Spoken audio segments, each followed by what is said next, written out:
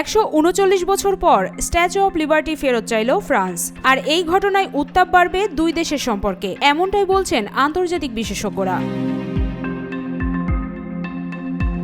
New ইয়র্কের নাম শুনলেই সবার আগে যে সৌধটি চোখের সামনে ভেসে ওঠে সেটি হলো স্ট্যাচু অব লিবার্টি, আমেরিকার গণতন্ত্র ও স্বাধীনতা এবং আশার প্রতীক। 1886 সালে বন্ধুত্বের স্মারক হিসেবে মূর্তিটি আমেরিকার হাতে তুলে দেয় ফ্রান্স।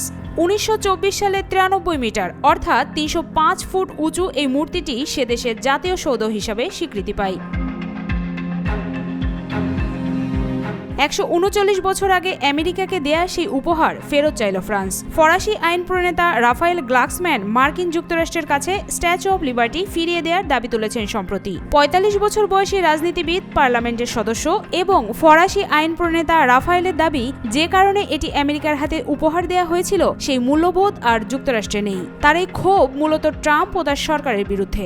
আমেরিকার সর্বময় কর্তা প্রশাসনের সমালোচনা করে তিনি বলেন, ডোনাল্ড ট্রাম্পের সরকারের কর্মকাণ্ড ফ্রান্সের দেয়া এই সৌধের মূল উদ্দেশ্য এবং মূল্যবোধের বিপরীত। তার মতে, স্বাধীনতা ও মূল্যবোধের প্রতীক হিসেবে যে স্মারক আমেরিকার হাতে তুলে দেওয়া হয়েছিল তা হারিয়েছে দেশটি।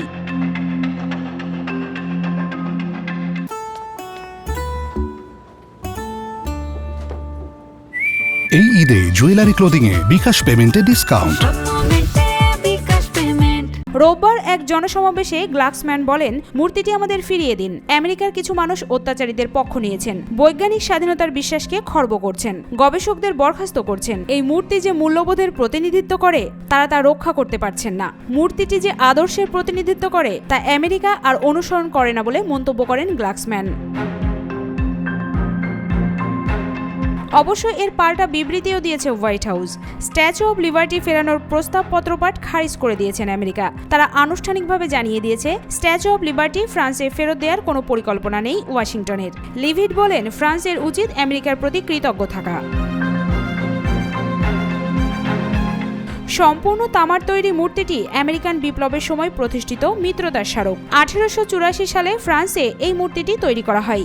এরপর মূর্তিটি কয়েক ভাগে আলাদা করে জাহাজে করে নিউ ইয়র্কে পাঠানো হয়, যেখানে মূর্তিটিকে সংযুক্ত করে পূর্ণাঙ্গ রূপ দেওয়া হয়। এটিকে সর্বসমক্ষে আনা হয় 1886 সালে।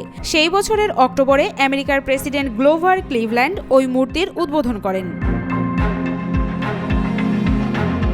ফরাসি আইন প্রণেতার মন্তব্য যুক্তরাষ্ট্রের রাজনৈতিক পরিস্থিতি এবং মানবাধিকার নিয়ে আরও আলোচনার জন্ম দিয়েছে। স্ট্যাচু অব লিবার্টি, যেটি একসময় বিশ্বের স্বাধীনতার প্রতীক ছিল, তা হঠাৎ সাংস্কৃতিক বিতর্কের কেন্দ্রবিন্দু হয়ে দাঁড়িয়েছে। ডোনাল্ড ট্রাম্প দ্বিতীয়বারের জন্য আমেরিকার প্রেসিডেন্টের চেয়ারে বসার পর থেকে ইউরোপের দেশগুলোর সঙ্গে সম্পর্ক ক্রমেই তলানিতে ঠেকেছে ওয়াশিংটনের। হোয়াইট হাউসের ট্রাম্প এবং জেলেন্সকির বাদানুবাদের পর ইউরোপের একাধিক দেশের রাষ্ট্রনেতারা ট্রাম্পের বিরুদ্ধে সুর চড়িয়েছেন। ইউরোপের 27টি দেশের উপর শুল্ক হামলা করতে আদা জল খেয়ে নেমে পড়েছেন মার্কিন প্রেসিডেন্ট। 3টি দেশই আমেরিকাকে কড়া বার্তা দিয়েছে। ব্রিটেন, ফ্রান্স, জার্মানি থেকে শুরু করে স্পেন, ডেনমার্ক, পর্তুগাল, ইটালি হোক বা সুইডেন, নরওয়ে, রাশিয়া ইউক্রেন যুদ্ধের আবহে পশ্চিম ইউরোপের অধিকাংশ দেশই গত 3 বছর ধরে রাশিয়ার আগ্রাসনের বিরুদ্ধে ইউক্রেনকে সমর্থন করে আসছে।